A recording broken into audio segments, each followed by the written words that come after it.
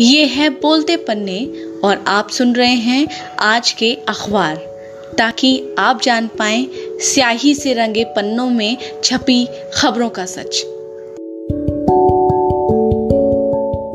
राजनीति में संभावनाओं के दरवाजे कभी बंद नहीं होते, बस जरूरत है किसी भी राजनेता के उपयोगी बने रहने की। ये बात यूं ही कही नहीं जाती। बिहार की राजनीति में जो उथल पुथल चल रही है, इसने फिर से इस बात को साबित कर दिया है।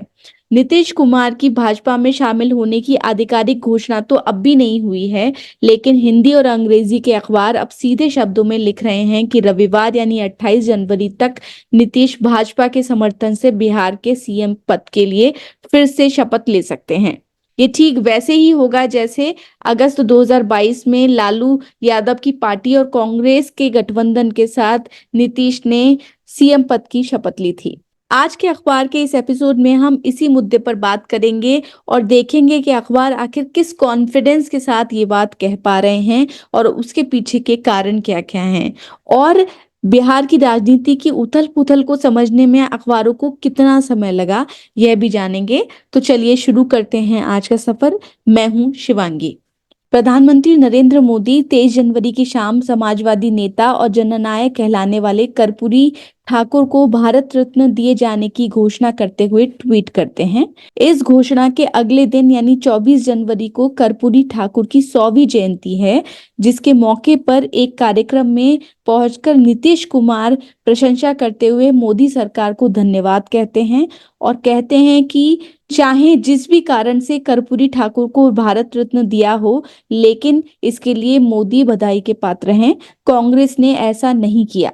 इतना ही नहीं, इस कार्यक्रम में नीतीश कुमार ने बिहार के पूर्व मुख्यमंत्री कर्पूरी ठाकुर को याद करते हुए वंशवाद की राजनीति पर निशाना साधा, जिसे मीडिया ने इसे लालू परिवार पर निशाना साधने के तौर पर देखा। नीतीश कुमार ने अपने बयान में कहा कि कर्पूरी ठाकुर अपने परिवार का पक्ष नहीं लेते थे, लेकिन आज के लोग परिवार को आगे बढ़ाने में लगे हुए हैं। ये एपिसोड यहीं खत्म नहीं हुआ। ठीक इसी दिन यानी 24 जनवरी को लालू यादव की सिंगापुर में रह रही बेटी रोहिणी आचार्य के एक्स पर 3 ट्वीट आए, जिसने राजनीति हलकों में और ज्यादा अंदेशे जमा कर दी और बाद में हालांकि ये ट्वीट डिलीट कर दिए गए। इसमें से एक ट्वीट था, समाजवादी पुरोधा होने का करता वही दावा है, हवाओं की तरह बदलती जिसकी विचारधारा है।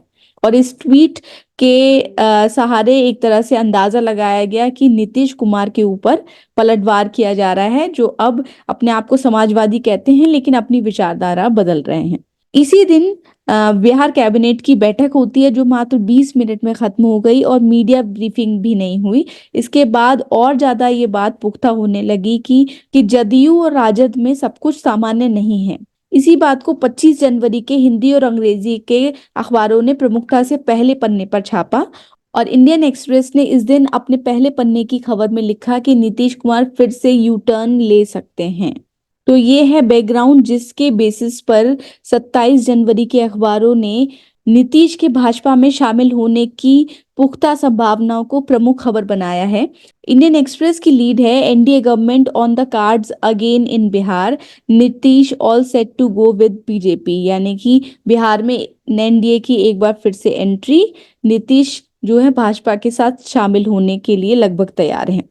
एक्सप्रेस ने अपनी खबर में लिखा कि बीजेपी ने साफ संकेत दिए हैं कि जदयू के साथ गठबंधन का विकल्प खुला हुआ है। नीतीश बिहार में फिर से एनडीए गठबंधन वाली सरकार के प्रमुख के तौर पर सीएम बनकर लौट सकते हैं और अगर ऐसा होता है तो इस सरकार में 2 डिप्टी सीएम होंगे, जिसमें बीजेपी की नेता रेणु देवी को दोबारा डिप्टी सीएम बनाया जा सकता है, ठीक उसी तरीके से जब 2020 में यह सरकार चुनकर आई थी तो 2 डिप्टी सीएम बनाए गए थे। रेणु देवी को चुनने के पीछे का एक कारण इंडियन एक्सप्रेस ने बताया है कि वे अति पिछड़े वर्ग से आती हैं। बीजेपी के साथ गठबंधन की सरकार बनाने के लिए रविवार को नीतीश अपना इस्तीफा सौंपने के बाद अपने विधायकों के साथ मीटिंग कर सकते हैं, ऐसा अखबार ने लिखा। इसी तरह की मीटिंग भाजपा में भी होगी और फिर एक संयुक्त मीटिंग में नीतीश को अपना नेता चुना जा सकता है।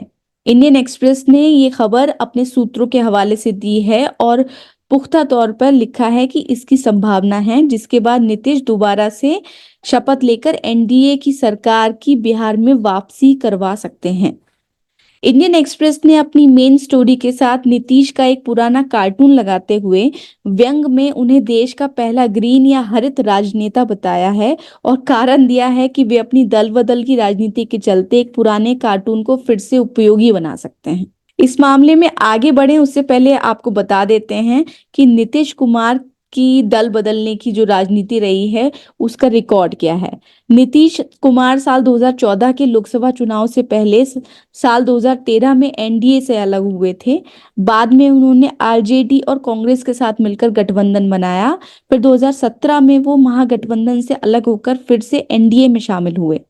बाद में वो एनडीए से नाता तोड़कर फिर महागठबंधन में आए। अब एक बार फिर एनडीए में उनकी वापसी के कयास लग रहे हैं। इतनी बार पाला बदलने के कारण मीडिया के कई हलकों में उन्हें पाला बदलने वाले की उपाधि तक दी जा चुकी है। मीडिया में कई दिनों से ये बातें भी चर्चा में थी कि इंडिया अलायंस का चेहरा ना बनाए जाने को लेकर नीतीश नाखुश थे और अलायंस के सहयोगी पार्टियों के साथ सीटों को लेकर तालमेल में हो रही देरी के चलते भी नाखुशी बनी हुई थी। अब आते हैं द टाइम्स ऑफ इंडिया की खबर पर। टाइम्स ऑफ इंडिया ने भी ठीक इसी एंगल पर स्टोरी ली है जैसे कि इंडियन एक्सप्रेस ने लगाई है। लीड की हेडिंग है Nitish could be back in NDA fold by Monday, यानी सोमवार तक नीतीश एनडीए गठबंधन में वापसी कर सकते हैं। खबर में लिखा है कि जदयू के सांसद और विधायक मुख्यमंत्री आवास पर रविवार की शाम को बैठक करेंगे और इसके बाद रविवार को ही या सोमवार को नीतीश एनडीए का हिस्सा बनकर नई सरकार बना सकते हैं। यानी इस हिसाब से अखबार अपनी हेडिंग में एक दिन का मार्जिन लेते हुए चला ताकि अगर कुछ भी आगे पीछे रहता है तो उसका पूर्वानुमान सही बना रहे। टाइम्स ऑफ इंडिया ने अपनी प्रमुख खबर में एक महत्वपूर्ण जानकारी ये दी है कि गठबंधन की सरकार गिरने की आशंकाओं के बीच जनता दल यूनाइटेड के राज्य प्रमुख उमेश कुशवाहा ने कांग्रेस को सलाह दी है कि वे अपने सहयोगी दलों के साथ के संबंधों और सीट शेयरिंग को लेकर रहे अपने रुख पर आत्मचिंतन करें। यानी एक तरीके से जदयू ने कांग्रेस पर दोष मढ़ा है। जदयू के सांसद गोपाल मंडल के बयान को भी टाइम्स ऑफ इंडिया ने छापा है जिसमें कहा गया है कि लोग अपने अस्तित्व की रक्षा के लिए कुछ भी कर सकते हैं और नीतीश का अस्तित्व दांव पर था, उन्हें उचित सम्मान नहीं दिया गया। यानी इंडिया गठबंधन में उन्हें उचित सम्मान नहीं दिया गया। तो इस तरीके से भी जदयू ने सरकार के टूटने के पीछे कांग्रेस को भी दोषी माना है। हिंदुस्तान टाइम्स ने भी इस खबर को फ्रंट पेज की लीड बनाया है। हेडिंग है Nitish inches closer to alliance exit, BJP ready. ST ने अपनी खबर में लिखा है कि जदयू, राजद और भाजपा का अपने अपने विधायकों के साथ सप्ताहांत पर बैठक बुलाने से यह स्पष्ट हो गया है कि गठबंधन की सरकार टूट के करीब आ गई है। अगर नीतीश फिर से दल बदलते हैं तो इस दशक में चौथी बार होगा जब वे ऐसा करेंगे और अपने इस कार्यकाल के दौरान वे दूसरी बार दल बदलेंगे। अखबार ने लिखा है कि सरकार टूटने के संकेत 26 जनवरी को तब सामने आए जब गणतंत्र दिवस के मौके पर राजभवन में दी गई एक हाई टी पार्टी में डिप्टी सीएम तेजस्वी यादव नहीं पहुंचे जबकि नीतीश कुमार वहां मौजूद थे। इसके ठीक बाद पटना में हुई परेड में तेजस्वी मौजूद थे पर नीतीश और उनके बीच कोई संवाद नहीं हुआ। इस बारे में मीडिया ने सवाल पूछा तो नीतीश ने कहा कि ये सवाल मुझसे नहीं, उनसे पूछिए जो कार्यक्रम में नहीं पहुंचे। ने इस जानकारी को भी महत्व देते हुए छापा है कि राजभवन में सीएम नीतीश कुमार विपक्ष यानी भाजपा के नेता विजय कुमार सिन्हा से बात करते देखे गए और डिप्टी सीएम तेजस्वी यादव के लिए अलॉट की गई सीट पर नीतीश के ही पार्टी के मंत्री अशोक चौधरी बैठे थे। इस कार्यक्रम को लेकर द टेलीग्राफ ने अपनी लीड स्टोरी में लिखा है कि डिप्टी सीएम की सीट के सामने लगी चिट को मंत्री अशोक ने हटाकर फाड़ दिया और वे खुद जाकर उस कुर्सी पर बैठ गए। हालांकि इस वाकये को किसी अन्य अखबार ने नहीं मेंशन किया है। अपनी मारक हेडलाइन के लिए प्रसिद्ध द टेलीग्राफ की आज की हेडिंग है BJP set to grab Bihar again, यानी बिहार पर एक बार फिर कब्जा करने के लिए तैयार बीजेपी। खबर में टेलीग्राफ ने यह भी लिखा है कि शुक्रवार को दिल्ली में भाजपा के नेताओं की बैठक चली जबकि पटना में नीतीश ने अपने विश्वसनीय सहयोगियों के साथ इस बाबत औपचारिक बात शुरू कर दी और जब बात पश्चिम बंगाल से छपने वाले द टेलीग्राफ अखबार की है, तो यह भी जान लेना चाहिए कि पश्चिम बंगाल की मुख्यमंत्री ममता बनर्जी का इस पर क्या रुख है। टेलीग्राफ ने अपने पहले पन्ने पर एक कॉलम में खबर दी है कि ममता के एक करीबी सूत्र ने उन्हें बताया है कि ममता बनर्जी का मानना है कि अगर नीतीश इंडिया गठबंधन को छोड़ देते हैं तो इससे गठबंधन की बेहतरी होगी।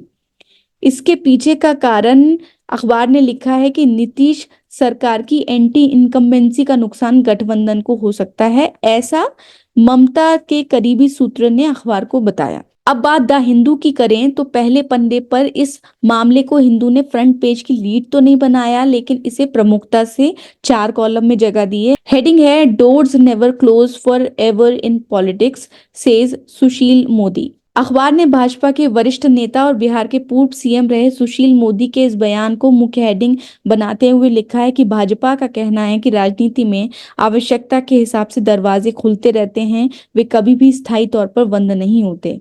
अखबार ने बताया है कि यह बयान नई दिल्ली में अमित शाह, जेपी नड्डा, सुशील मोदी और अन्य बड़े नेताओं की बैठक के बाद सामने आया है।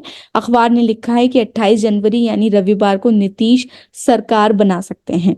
अब बात हिंदी के अखबारों की करें तो सबसे पहले दैनिक जागरण की कवरेज को जान लेते हैं, जो इस मामले पर एक ऐसे एंगल को खोलती है जिसका जिक्र अंग्रेजी अखबारों ने 27 जनवरी के एडिशन में नहीं किया। ये मामला है कर्पूरी ठाकुर को भारत रत्न दिए जाने से जुड़ा। जागरण ने अपनी मुख्य खबर में लिखा है कि ठाकुर को भारत रत्न दिए जाने की नीतीश कुमार की लंबी समय से मांग चली आ रही थी, जिसको मोदी सरकार ने पूरा कर दिया। इस बाबत नीतीश ने मोदी की तारीफ की और कहा कि उनकी एक और मांग अभी बाकी है। अखबार ने लिखा है कि दूसरी मांग का संकेत बिहार को विशेष राज्य का दर्जा दिलाने से जुड़ा है। जागरण की मुख्य खबर विश्लेषणात्मक है, जिसमें संभावित सरकार टूटने के कारणों को बताया गया है, जिसमें कर्पूरी ठाकुर को भारत रत्न दिए जाने की मांग पूरे होने को भी एक कारण बताया गया है। इसके अलावा इसमें एक अहम कारण बताया है कि बीते दिसंबर में एक सूचना मिली थी, जिसके बाद नीतीश कुमार खिन्न हो गए थे कि राजद यानी लालू यादव की पार्टी अपने नेतृत्व में सरकार बनाने के लिए सक्रिय हो गई है। हालांकि इस मामले का कोई ठोस प्रमाण कभी सामने नहीं आया, लेकिन इसके बाद नीतीश ने अपनी पार्टी की कमान अपने हाथ में ले ली थी। दैनिक जागरण की कवरेज की तरह ही दैनिक जागरण की हेडिंग उनके पॉलिटिकल रिपोर्टिंग के विश्वास को दिखाती है। हेडिंग है नीतीश कल 8वीं बार बन सकते हैं बिहार के सीएम। अब दैनिक जागरण की कवरेज की तुलना करते हैं बिहार में सबसे ज्यादा पढ़े जाने वाले अखबार में से एक दैनिक हिंदुस्तान की स्टोरी के साथ। हिंदुस्तान ने भी इसे पहली स्टोरी बनाया है, लेकिन हेडिंग है बिहार में फिर सियासी बदलाव की बयार। हेडिंग देखकर ही पता लग रहा है कि अखबार सीधे सीधे लिखने से बच रहा है।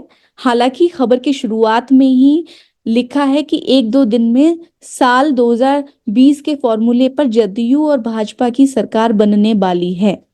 ये फॉर्मूला वही है जिसमें 2 डिप्टी सीएम होने की बात आपको पॉडकास्ट के शुरुआती हिस्से में बताई जा चुकी है। बात जनसत्ता की कर लें तो इस मामले को पहली खबर तो बनाया, लेकिन इसकी हेडिंग काफी हल्की है। सरकारी समारोह से तेजस्वी नदारद। आपको फिर से बता दें कि राज्यपाल की ओर से रखी गई एक टी पार्टी में डिप्टी सीएम नहीं पहुंचे।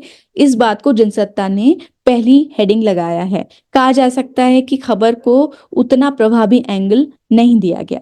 गणतंत्र दिवस के मौके पर कुछ अखबारों ने नेशनल एडिशन भी जारी नहीं किए, जिसमें अमर उजाला भी एक है। इसलिए 28 जनवरी के एडिशन से ही पता लगेगा कि बिहार के डेवलपमेंट पर अमर उजाला ने क्या रुख रखा, कैसी कवरेज की। फिलहाल हिंदी और अंग्रेजी के प्रमुख अखबारों की ये थी कवरेज कि अखबारों ने इस मामले को कैसे देखा। उम्मीद है कि ये पॉडकास्ट आपको पसंद आया होगा। इजाजत दीजिए, मैं हूं शिवांगी। नमस्कार।